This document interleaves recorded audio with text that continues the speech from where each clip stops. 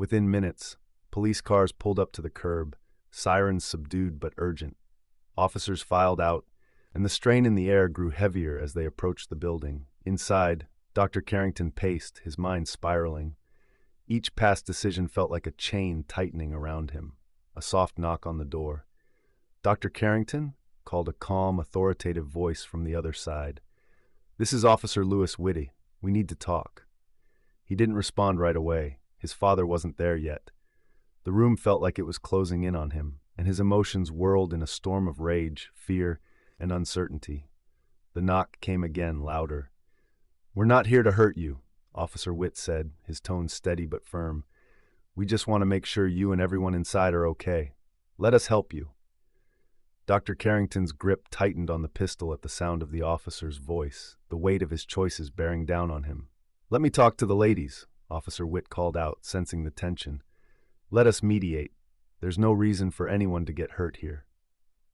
Elise stood in the corner, exchanging a look with Johnny May. Fear was etched into their faces. This had escalated far beyond a lover's quarrel or a business dispute. Just then, Dr. Carrington's office phone rang. It was his father, just as promised. "Russell, I'm outside," came his father's clipped, urgent voice. "Now open the door." Dr. Carrington wiped sweat from his brow and walked to unlock the door. His father stepped into the hallway, cutting through the tension with his presence. Russell Sr.'s eyes flicked to his son. "Dad, I didn't know what else to do," Dr. Carrington stammered, voice trembling as he backed away from the door. "She was leaving me. She tried to ruin everything." Russell Sr. didn't respond right away. He stepped into the office, assessing Johnny May and Elise with practiced calm before turning back to his son. "You've lost control, Russell," he said quietly, disappointment in his voice. "And you've dragged all of us into this mess." Dr. Carrington's eyes filled with anger and frustration, but he swallowed it. "I didn't mean for it to get this far, but she ruined me." Russell Sr. shook his head.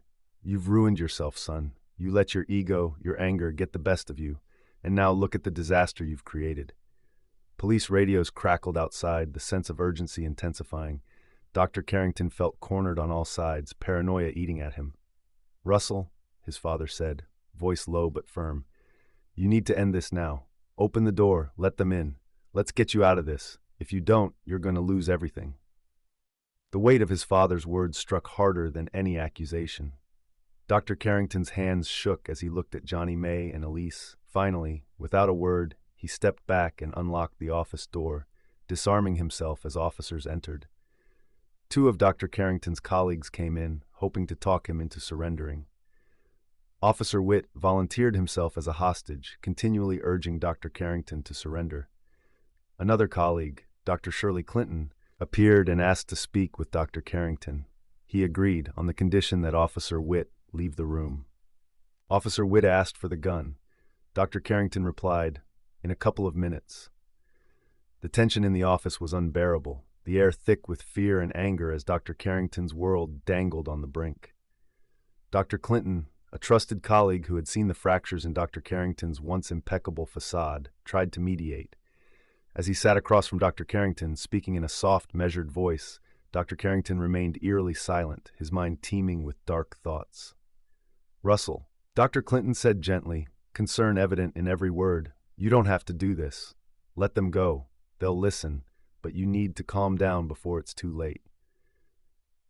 But it was already too late.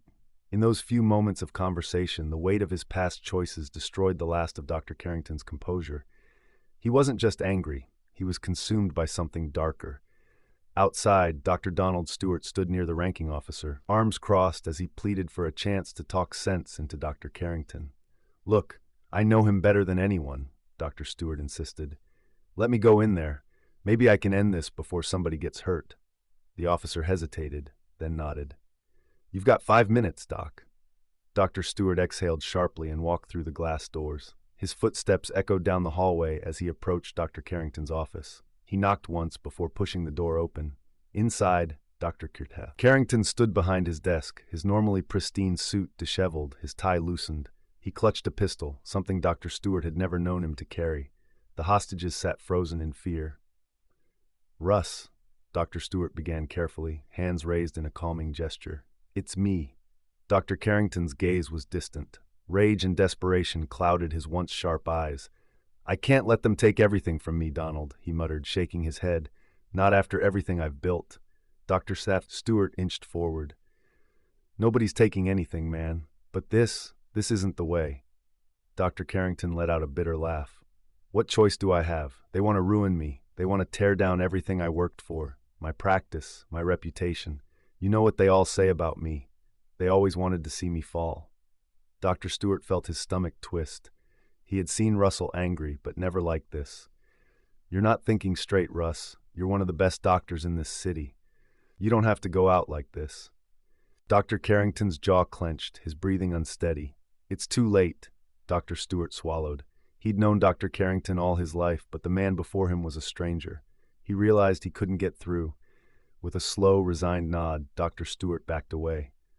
"I tried." He left the office, the heavy door clicking shut behind him. Outside, the chilly Baltimore air hit him like a slap. Police and onlookers stared expectantly. Dr. Stewart exhaled. "He's lost his damn mind," he murmured. Suddenly, the office door burst open. Elise Johnson raced out, her face pale and frantic, followed by Johnny May, her body taut with fear and determination. They didn't stop. They had one goal: escape. Dr. Carrington, sensing his last shreds of control slipping away, chased them down the hallway. Adrenaline surged through his veins as he clutched the gun, anger and betrayal burning inside him. His career, reputation, and the women who had defied him all seemed to be falling away at once. "Don't you dare leave me," he shouted, voice shaking with desperation. Eyes wild, he raised the gun and fired 2 shots in quick succession. The first shot struck Johnny May in the back, sending her reeling. She cried out and collapsed in another reception room, her legs folding beneath her. The second shot hit her again, and she fell against the wall, gasping, "Please don't kill me."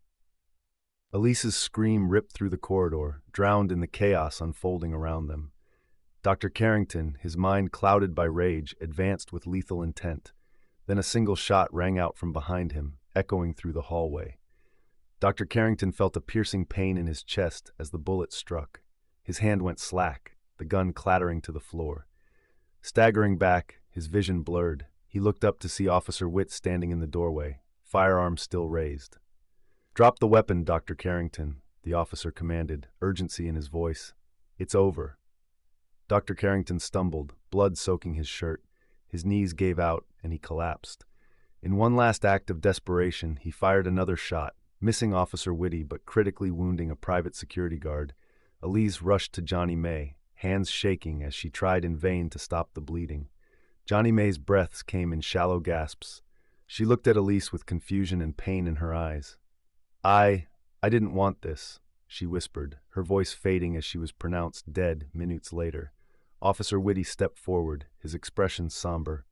"It's too late, Dr. Carrington," he said quietly. "You can't run from what you've done." Sirens screamed outside, the red and blue lights dancing against the walls of Garwin Medical Center. Dr. Carrington's world had collapsed, and in those final moments, the weight of his choices crushed him. He had taken lives, destroyed his legacy, and now it all slipped away.